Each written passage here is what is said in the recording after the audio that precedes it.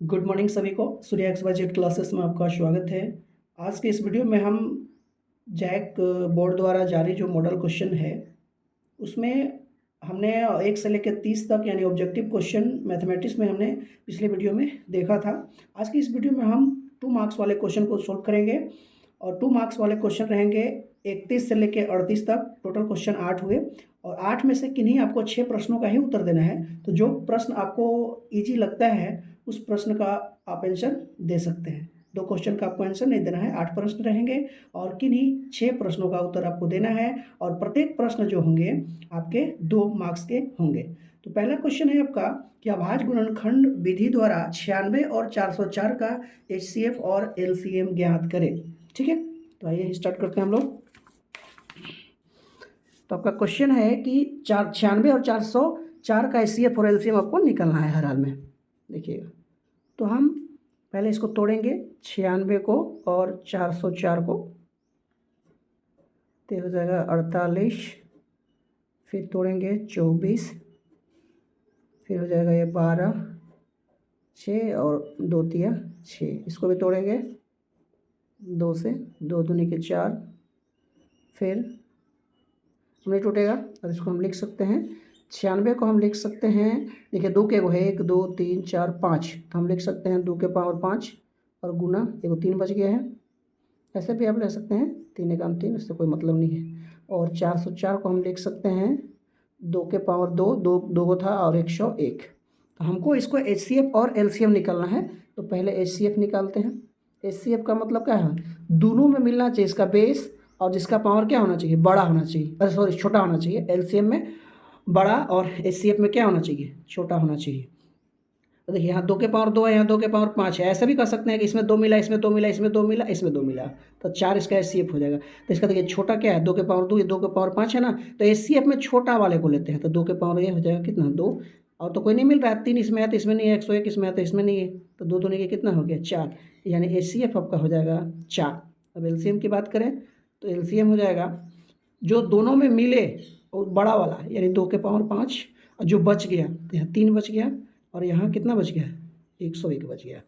तो 2 के पावर 5 और गुना 3 करेंगे तो यानी आएगा कितना 96 और ये हुआ 101। तो दोनों को जब गुना कीजिएगा तो आंसर होगा 96। तो ये रहा आपका HCF और LCM। तो HCF निकालने के लिए क्या करते हैं, दोनों में देखते हैं कि जिसका बेस, ये ऊपर वाला नहीं मिलाना है, ये नीचे वाला है बेस, और जिसका पावर कितना छोटा हो। या ऐसे भी कर सकते हैं कि यहाँ 2 मिला, इसमें 2 मिला तो 2 हो गया, इसमें 2 मिला, इसमें 2 मिला तो 2 और 2 कितना हो गया 4। ऐसे भी बना सकते हैं। ऐसा भी याद रख सकते हैं कि जिसका पावर छोटा हो उसको HCF में लेते हैं और जो नहीं मिलेगा उसको नहीं लेते हैं। LCM में क्या करते हैं, दोनों में मिले उसका पावर बड़ा वाला और जो बच गया सो सब। तो इस तरह से आपको HCF और LCM फाइंड करना है।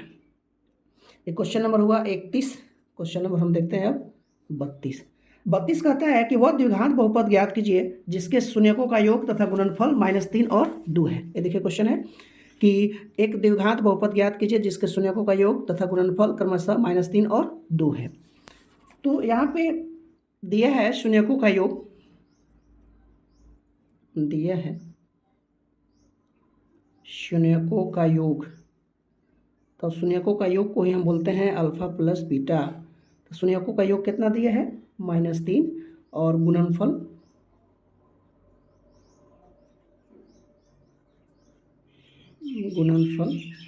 यानी अल्फा गुना बीटा इक्वल टू दिया है 2। तो हम जानते हैं इसको 2 तरीके से हम बनाते हैं। देखिए सबसे सिंपल हम बनाएंगे, तो हमको क्या निकालना है, एक द्विघात बहुपद। तो द्विघात बहुपद फॉर्मूला होता है क्या, x² minus alpha plus beta into x और गुना अल्फ़ा गुना बीटा। ठीक है, अब देखिए x² हो गया माइनस अल्फ़ा प्लस बीटा यानी शून्य का गुणनफल कितना है -3 इंटू एक्स हो गया अल्फ़ा गुना बीटा, गुणनफल कितना है 2, तो हो गया x² minus minus plus 3x plus कितना हो गया आपका 2 आंसर। तो ऐसे भी याद रख सकते हैं। अगर से आपका बाटा में आने लगे तो इसको इतना बराबर क्या लेके चलेंगे, 0 लेके चलेंगे। जैसे x² minus alpha plus beta into x plus alpha गुना बीटा बराबर 0। तो जो बाटा में आएंगे ना, जैसे 1/2 आ गया तो बाटा में आके यहाँ 0 हो जाएगा, तो ये बचेगा। तो बाटा वाला आएंगे तो एक्स्ट्रा इधर 0 लेके चलिएगा और बाद में फिर ऐसे लिख दीजिए। ठीक है, ये हो गया क्वेश्चन नंबर 32। अब आते हैं हम लोग क्वेश्चन नंबर 33 पे।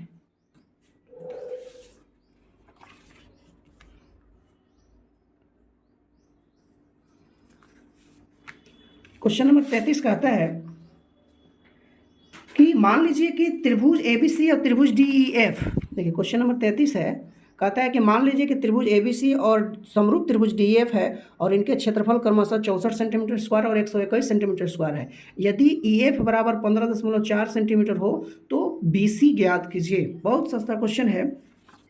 तो दो समरूप त्रिभुज है, क्वेश्चन नंबर 33 की हम बात करें, क्या है, दो समरूप त्रिभुज है। मान लीजिए कि ये त्रिभुज एक हो गया, इसका नाम हम दे दिए ABC, और एक और बड़ा त्रिभुज छोटा सा ले लेते हैं DEF। इसका जो है त्रिभुज ABC का क्षेत्रफल है 64 सेंटीमीटर स्क्वायर और इसका है 121 सेंटीमीटर स्क्वायर, ठीक है। और BC EF बराबर दे दिया है 15.4 सेंटीमीटर। तो हमको निकालना है BC, ठीक है। क्या निकलना है हमको? BC निकलना है। तो हम जानते हैं कि यदि दो समरूप त्रिभुज है तो उसके क्षेत्रफलों का अनुपात उनकी संगत भुजाओं के वर्गों के अनुपात के बराबर होता है। हम लिख भी सकते हैं कि चूंकि दो समरूप त्रिभुजों के क्षेत्रफलों के अनुपात उनकी संगत भुजाओं के वर्गों के अनुपात के बराबर होते हैं, बराबर होता है, ठीक है। तो दो समरूप त्रिभुज रहेगा और एक त्रिभुज जो है ABC जो है समरूप त्रिभुज है DEF। तो दो समरूप यदि त्रिभुज है तो उसका क्षेत्रफलों का अनुपात जो होगा उनकी संगत भुजाओं के वर्गों के अनुपात के क्या होगा? बराबर होगा। इसलिए एरिया त्रिभुज ABC अनुपात एरिया त्रिभुज DEF बराबर, अब देखिए यहाँ पे सब का होगा A इसके बराबर, A इसके बराबर, A इसके बराबर। तो हमको दो का लेना है तो लिख सकते हैं कि हो गया वर्गों के BC, अभी क्या हो जाएगा EF का स्क्वायर। आप चाहें तो इसको भी लिख सकते हैं AB का स्क्वायर। देखिए AB है ना, तो ये हो जाएगा DE का स्क्वायर। फिर आप लिख सकते हैं AC बटा DF, लेकिन हमको इन दोनों की ज़रूरत नहीं है तो इसको हम नहीं लिखेंगे। और क्वेश्चन में ऐसा आ जाएगा तो उसको आप लिख सकते हैं। तो देखिए यहाँ पे एरिया त्रिभुज ABC का क्षेत्रफल कितना है? 64। DEF का कितना है? 121। BC है, हमको निकालना है तो इसको छोड़ देंगे। EF का मान कितना है? 15.4। मतलब आप इतना याद रखिएगा कि दो समरूप त्रिभुज है उसका क्षेत्रफल का अनुपात जो होता है उनकी संगत भुजाओं के वर्गों के अनुपात के बराबर होता है। तो देखिए क्षेत्रफल का अनुपात हो गया, इसका वर्ग मैंने स्क्वायर कर दिया। अब तीनों लिख सकते हैं। अगर जो ए भुजा दिया रहता है ये पूछता तो ये वाला बैठाते, तो हमको इतने जरूरी है तो हम इतने को लिखेंगे, हल करेंगे इसको देखिए तो हम इतना लिख सकते हैं 8/11। तो 8 8 64, 11 11 121। और इसको लिख सकते हैं BC बटा 15.4। यहाँ स्क्वायर छूट रहे हैं पूरे कर, एक कट जाएगा 2 से 2, तो यहाँ हो गया 8/11 बराबर BC बटा 15.4, ठीक है। तो फिर हो जाएगा तिरछा गुना करेंगे तो 11 BC बराबर 8 गुना 15.4, ठीक है। और यहाँ से हम BC जब निकालते हैं तो 8 गुना 15.4 बटा 11, 11 से काट देंगे, 11 एकम 11, 44 हो गया, 11 चक 44। अब 8 से गुना कर देंगे, 8 चौक का 32, 8 एकम 8, 9 10 11, 11.2 सेंटीमीटर। कोई दिक्कत नहीं है इसमें भी। आगे बढ़ते हैं हम लोग। क्वेश्चन नंबर 34 कहता है कि एक अक्ष पर वह बिंदु ज्ञात कीजिए जो बिंदुओं 2, -5 और -2,9 से समदूरस्थ है, ठीक है। देखिए 34 जो क्वेश्चन कर रहा है कि एक अक्ष पर वह बिंदु ज्ञात कीजिए। क्वेश्चन नंबर 34 है एक्स अक्ष पर वह बिंदु ज्ञात कीजिए जो बिंदु 2, -5 और इतना से समदूरस्थ है। समदूरस्थ का मतलब क्या हुआ, बराबर है। एक्स अक्ष पर वह बिंदु ज्ञात करना है, तो एक्स अक्ष पर कोई भी बिंदु होता है, जैसे ये हो गया ना एक्स डैश, वाई हो गया वाई डैश, तो एक्स अक्ष पर कोई भी बिंदु होता है तो क्या होता है, एक्स अक्ष पर वाई क्या होता है, 0, ठीक है। और वाई अक्ष पर कोई बिंदु होगा तो एक्स वाला 0, ठीक है। एक्स अक्ष पर वाई 0 और वाई अक्ष पर एक्स 0, ठीक है। क्वेश्चन नंबर हम लोग बनाते हैं 34।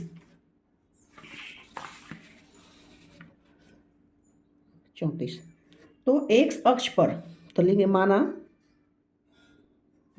एक्स अक्ष पर बिंदु P है जिसका निर्देशांक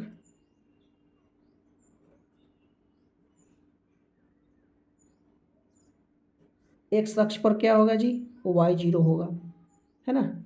एक्स अक्ष पर y0, वाई अक्ष पर x0। तो हम कर सकते हैं, इसका फोटो देख लेते हैं। ये मान लीजिए ए था, कितना दिया हुआ है 2, -5, और ये बी था, ये दिया हुआ है -2, 9, और एक बिंदु हम पी ले लिए x, 0। यही हमको x का मान निकालना है। अब कहता है कि दोनों समदूरस्थ है, मतलब बराबर है, यानी हम कह सकते हैं कि पी ए जितना है उतना क्या है, पी बी है। अकॉर्डिंग टू क्वेश्चन क्या हो जाएगा, पी ए बराबर पी बी, ठीक है। तो हम अगर स्क्वायरिंग करें तो यहाँ से हो जाएगा पी ए का स्क्वायर बराबर पी बी का स्क्वायर, तो फिर हमको रूट आएगा, फार्मूला में स्क्वायरिंग करना पड़ेगा, यही कर देते हैं। पी ए दूरी सूत्र निकालिए। हमेशा याद रखिएगा जब इधर एक्स वगैरह आ रहता है ना, तो इसको मानिए क्या, x2, इसको मानिए y2। तो पी ए, इन दोनों के बीच दूरी सूत्र लगाएंगे, तो दूरी सूत्र क्या होता है, x2 - x1 का whole square plus y2 - y1 का होल स्क्वायर। अब यहाँ स्क्वायरिंग कर दिए हैं तो ऐसे रहेगा, रूट में नहीं रहेगा। खाली पी ए लिखते तो ये रूट में होता। इधर भी आइए, x2 - x1 का whole square plus y2 - y1 का होल स्क्वायर, ठीक है। अब देखिए हमेशा हम क्या बोले कि एक्स वाले वाई वाले रहेंगे उसको x2 माने, तो x2 की जगह कितना है x, तो x और x1 कितना है 2 प्लस y2 0 और y1 कितना है 5, तो माइनस माइनस प्लस हो जाएगा, ये 5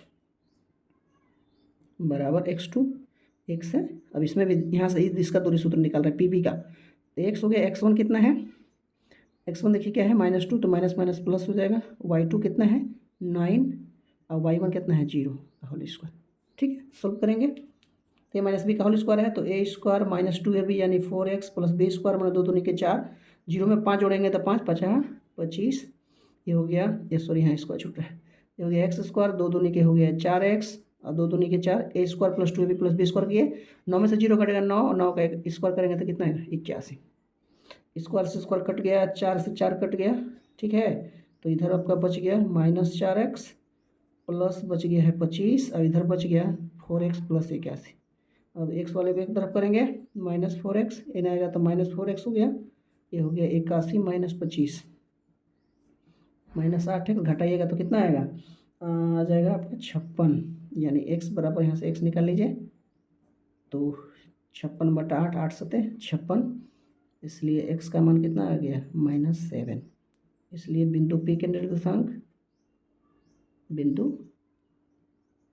निर्देशांक कितना हो जाएगा, x 0 था, x का मान आ गया 7, तो -7,0, यही आपका आंसर होगा। तो ये था क्वेश्चन नंबर 34। अब लोग पढ़ते हैं क्वेश्चन नंबर 35 की ओर। क्वेश्चन नंबर 35 कहता है, क्वेश्चन नंबर 35 है कि मान निकालिए 2 tan square 45 degree plus sin square 45 degree minus cos square 45 degree. बहुत आसान है, यानी निकालना है हमको 2 tan square 45 degree plus sin square 45 degree और माइनस कोस स्क्वायर 45 डिग्री का मान निकालना है, ठीक है। तो 2 हो गया, tan 45 का मान हम कितना जानते हैं, 1 का स्क्वायर, sin 45 का मान 1/√2 होता है, इसका स्क्वायर कर दिए, कोस 45 का भी मान 1/√2 होता है, इसका स्क्वायर कर दिए, स्क्वायर है तो स्क्वायर कर देंगे, वैल्यू बिठा दिए, 1 का स्क्वायर 1 × 2 करेंगे तो 2, 1 का स्क्वायर 1 √2 का स्क्वायर करेंगे तो 2, 1 का स्क्वायर 1 √2 का स्क्वायर करेंगे तो प्लस माइनस कट जाएगा, कितना आया 2 आंसर, सिंपल, खाली वैल्यू बिठा देना था। क्वेश्चन नंबर 36, क्वेश्चन नंबर 36 देखिएगा, कि एक बिंदु ए से वृत्त की स्पर्श रेखा की लंबाई 4 सेंटीमीटर है और ए की केंद्र से दूरी 5 सेंटीमीटर है, तो आप वृत्त की त्रिज्या ज्ञात कीजिए। देखिए क्वेश्चन कह रहा है कि एक वृत्त है, ठीक है, और एक वृत्त ए है, एक बिंदु ए है, मान लीजिए कि बिंदु क्या है, ए है। एक बिंदु ए से वृत्त की स्पर्श रेखा की लंबाई, वृत्त पर स्पर्श रेखा की लंबाई कितने हैं, 4 सेंटीमीटर, और ए से ए की केंद्र से दूरी 5 सेंटीमीटर, वृत्त के केंद्र है तो इसकी दूरी कितना है, 5 सेंटीमीटर। तो वृत्त की त्रिज्या मतलब ए वाला आपको ज्ञात करना, इसका नाम कुछ दे देते हैं टी, इसका नाम देते हैं ओ। तो आपको क्या ज्ञात करना, अब आपको पता होना चाहिए कि किसी भी वृत्त पर स्पर्श रेखा और त्रिज्या के बीच कितना एंगल बनता है, 90 डिग्री। तो 90 डिग्री जैसे बनेगा तो ए वाला हो जाएगा आपका आधार, ए हो जाएगा आपका क्या, लंब, और ए हो जाएगा क्या, कर्ण। ठीक है, अब ध्यान से देखिए 36 क्वेश्चन नंबर है। तो हमको क्या निकालना है, ए वाला निकालना है। फिर से आप समझिए कि कोई बिंदु ए था, यहाँ से कह रहा था कि वृत्त पर स्पर्श रेखा की लंबाई 4 सेंटीमीटर है और यहाँ से केंद्र की दूरी है 5 सेंटीमीटर। ठीक है, तो आप वृत्त की त्रिज्या ज्ञात कीजिए। तो वाला मिला दिया, यही त्रिज्या हमको निकालना है। आपको पता होना चाहिए कि वृत्त पर स्पर्श रेखा और त्रिज्या के बीच जो एंगल बनता है कितना बनता है, 90 डिग्री। तो आपका ई जब 90 बन गया तो ए वाला हो गया आधार, ए वाला क्या हो गया, ए टी जो हो गया आधार हो गया, ए टी क्या हो गया, आधार हो गया। ठीक है, और ओ टी जो है ना, ओ टी क्या हो गया, लंब हो गया, और ओ ए जो है ये क्या हो गया आपका, कर्ण हो गया। तो आपको क्या निकालना है, लंब यानी ओ टी निकालना है। तो लंब बराबर फार्मूला क्या होता है, कर्ण स्क्वायर माने ओ ए का स्क्वायर माइनस ए टी का स्क्वायर, सिंपल सा। तो ओ ए है 5, तो 5 का स्क्वायर हो गया माइनस 4 का स्क्वायर, तो हो गया 25 माइनस 4 चौका 16, यानी कितना है 9, 9 का बराबर कितना हो गया 3। तो हमको त्रिज्या कितना आ गया, 3 सेंटीमीटर। इसलिए त्रिज्या, वृत्त की जो त्रिज्या हो गया कितना हो गया, वृत्त की त्रिज्या बराबर 3 सेंटीमीटर। कोई दिक्कत, तो याद खाली ये रखना है कि किसी भी वृत्त पर जो स्पर्श रेखा और त्रिज्या के बीच कौन बनता है 90। तो ये नीचे वाला आधार हो गया, ये लंब हो गया, ये क्या हो गया, कर्ण हो गया। बस सिंपल से बैठा देंगे। अब क्वेश्चन नंबर हम लोग देखते हैं 37। 37 क्वेश्चन नंबर कहता है कि एक वृत्त के चतुर्थांश का क्षेत्रफल ज्ञात कीजिए जिसकी परिधि 22 सेंटीमीटर है। जिसकी परिधि कितना है, 22 सेंटीमीटर है। तो एक वृत्त के चतुर्थांश का क्षेत्रफल ज्ञात करना है जिसकी परिधि कितना है, 22 सेंटीमीटर। क्वेश्चन नंबर 37 देखिए, तो एक वृत्त है और इसका परिधि कितना दिया है, 22 सेंटीमीटर इसका परिधि दिया है। ठीक है, इसका परिधि कितना दिया है, 22 सेंटीमीटर।